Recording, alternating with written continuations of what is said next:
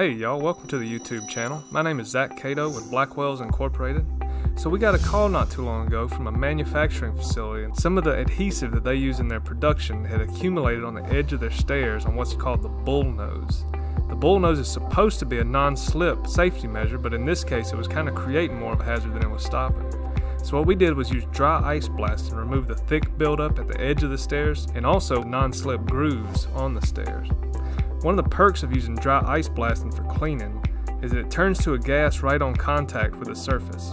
So all we have to really clean up once we're done blasting is the adhesive that we removed. When dry ice turns from a solid to a gas, it expands at 300 times. So that means it does a really good job of getting down in the grooves and expanding and really pulling out all that adhesive that's down in the groove.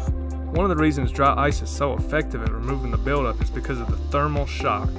That's where the ice freezes the contaminant, in this case the adhesive buildup, which causes it to crack and peel right around the edges. At that point, the kinetic energy of the ice pellets along with the high pressure air blasts it away. With the adhesive buildup removed, the Bullnose is back to being a non-slip surface, making the stairwell much safer. Thank you all for watching. If you like this video, hit the like button. If you want to see more like it, hit the subscribe button. If you have a problem in your facility and you think dry ice blasting can fix it, send us an email and we'll reach out to you. Thanks again for watching. See you next time.